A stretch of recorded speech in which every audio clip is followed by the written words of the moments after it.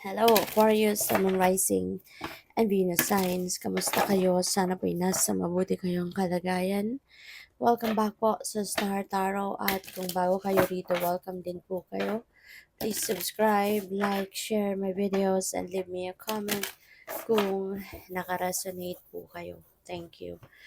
So, first message ni Aquarius, we have stop complaining and focus your attention on the blessings in your life. 'Di ba? Kasi nga naman, bakit pa tayo magko-complain, Aquarius, no? Na lagi naman binibigay sa atin ng universe kung anong kailangan natin. Kung ano yung best para sa atin, 'di ba?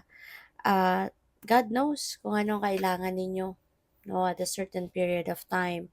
And kaya minsan, you just have to to be patient. Okay? And instead of complaining na wala ako ng ganito, wala ako ng ganun, gusto ko ng ganyan, gusto ko ng ganun. Pero mabuti pa ang ibang tao, meron, pero ako wala, yung mga ganyan. So, that is sort of complaining, 'di ba? And when you are doing that way, doing things like that, mas lalong mas lalong lalayo, no, sa inyo kung ano yung sana ipaparating sa inyo. Kasi, 'di ba, kapag negative, no, and that's negative energy, kapag negative ang pinoproject ninyo, of course, you will be attracting more negative situations and negative things, no, and even negative people. At ano naman ang mangyayari, 'di ba? So, syempre, hindi maganda, hindi mabuti. Kasi kailan naging mabuti ang negative, 'di ba? So, instead of complaining, instead of whining, 'di ba?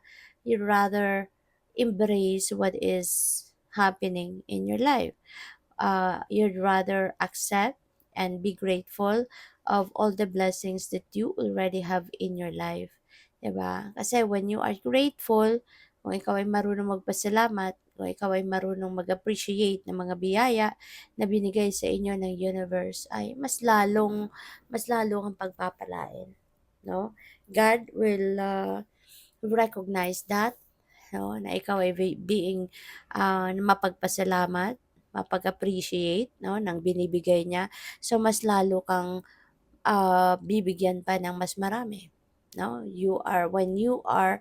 Um when you are thinking positive and when you are projecting positivity, so syempre ang ma-attract mo mga magagandang bagay, mga positibong pangyayari. Kaya you'd rather transmute that energy of complaining, 'di ba?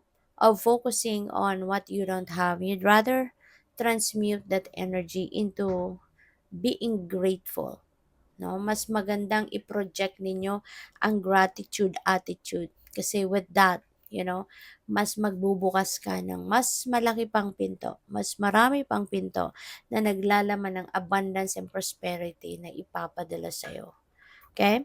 Your next message is let go of your fear and know that you are safe and protected at all times. So, wag din kayong matakot. Okay? Kasi in fact, wala kayong dapat na katakutan. Diba? The divine is always there for you along with the spirit team. Nandiyan dyan para protektahan ka, para gabayan ka, para to keep you safe. 'Di ba? Kaya wag kang matakot. Instead, i-transmute mo yung takot na yan into determination, into love, 'di ba? Into pagtitiwala sa inyong sarili, sa inyong kakayanan, 'di ba? Para nang sa gayon, lagi lang maganda ang mangyayari sa buhay mo, lagi lang maganda ang paparating, 'di ba? When you are projecting positivity. Kasi yung takot also can stand between you and your success. Your fear can stand between you and your happiness, 'di ba? Kasi kung takot ang lagi ninyong mararamdaman, you won't be able to move on with your life. You won't be able to move forward. Kasi laging yun ang mag-aano sa'yo, pipigil. Diba? Yun ang laging hihila sa'yo pabalik, pababa, yung takot. Kaya kahit maganda yung plano mo, maganda yung ideya mo, pero kung natatakot ka, syempre, hindi ka rin makakagawa ng paraan, 'di ba? Para maisakatuparan mo kung ano man ang plano mo. Kasi kung umaandar yung takot mo, 'di ba? Kaya try to transmute that fear into a feeling of positivity. Okay? Your next message is get support from a trusted group of like-minded friends.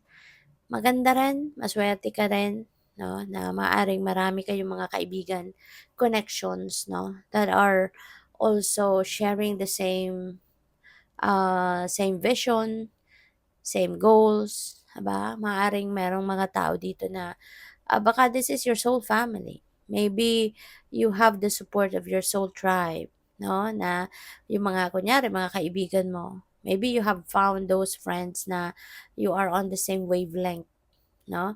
Yung nagdadamayan kayo, nagkakaintindihan kayo, alam ninyo yung nararamdaman ng bawat isa, nag-a-agree kayo sa bawat isa, yung gano'n, no? So, by the way, maraming salamat for subscribing. And if you haven't subscribed yet, subscribe na kayo. And also, maraming salamat din for not skipping the ads kasi malaking bagay po yan sa akin. And also, please click the join button sa baba ng video kung gusto din po ninyo na mag-join sa membership. Okay? Salamat. So, tignan natin kung ano ba ang ganap. We have find your night self. Ayan. So, ang iba sa inyo, no, maaaring, feeling ko dito, this is like, parang nagdi-disconnect kayo sa worldly things, you know? At maaaring nagfo-focus kayo instead sa sarili ninyo. 'Di ba? Parang nagso-solitude kayo kasi maaring gusto mong mag-reconnect, no? Sa sarili ninyo. Maybe this is the time that you are going to um, focus on listening to your soul, yung gano'n. And kadalasan, 'di ba, hindi natin nagagawa 'yan on daylight, 'di ba? Kasi during daytime, karamihan busy, 'di ba? Busy sa worldly things, sa trabaho, sa career, sa business, sa pamilya, 'di ba? Sa mga kaibigan, so busy. Kaya yung night self na 'to, no? Ito yung maybe you want to spend this time during nighttime, 'di ba? Gusto mong i-embrace yung pagkakataon na 'to para mahanap mo yung solitude, mahanap yung mong sarili mo, mag-reconnect ka or mag-connect ka sa Panginoon, 'di ba? Sa higher self mo, yung gano'n. So maybe, no, this is the perfect time for you to spend time by yourself. Gusto mo magmuni-muni, magnilay-nilay, you wanna go deep within you, 'di ba? And you're going to take advantage of this pagkakataon, no, na mapag-isa kayo so that you can speak to your soul, you can tap into your soul, you can tap into your intuition, no? Gusto mong gusto mong mapakinggan, no, yung sarili mo at gusto mong maranasan yung serenity, yung peace, yung tranquility. Kaya sige, go for it, no?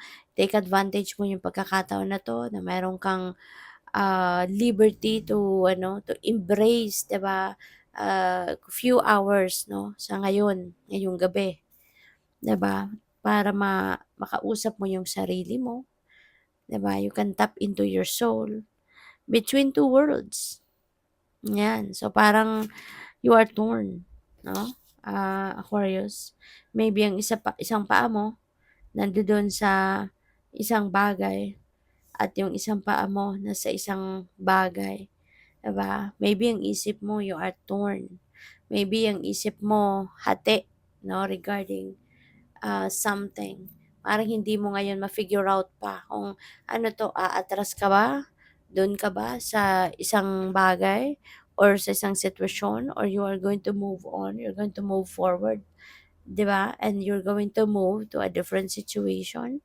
So, parang nandoon kayo sa gitna na hindi ninyo malaman kung alin dito yung pupuntahan ninyo, alin dito yung pipiliin mo, you know? And maybe that's why you need, 'di ba, to find your night self so that you can think better, so that mapagdesisyonan mo ito, so that mapag-isipan mo kung alin yung best, no, na lugar para sa'yo. No? So, good luck. We have, there are others like you. Okay? Hindi ka, nag-iisa, Aquarius. Kung ano man ang pinagdadaanan mo sa ngayon, hindi lang ikaw ang merong ganyang pinagdadaanan. So, wag kang magtampo sa universe, wag kang magtampo sa Panginoon, lalo-lalo na kung kunyari meron kayong pinagdadaanang hindi hindi madali, no? Maybe you are experiencing some kind of difficulty in your life. So, don't worry. Kasi aside from hindi ka nag-iisa, na hindi lang ikaw ang may ganyang sitwasyon, there are also other people that are going through the same thing, no? The same situation as you are experiencing. Meron ka ding karamay. You know, may mga tao din sa paligid mo, like-minded friends, 'di ba? That are willing to share, 'di ba? Yung burden mo. They're willing to be with you. Dadamayan ka, tutulungan ka, 'di ba? Kaya wag kang mawalan ng pag-asa, no? At ang problema mo kung ano man 'yan, masu-survive mo 'yan. May mga tao sa paligid mo na willing na tumulong sa'yo, willing na dumamay sa'yo. Okay? Good luck. Thank you for watching. Love and light. Namaste.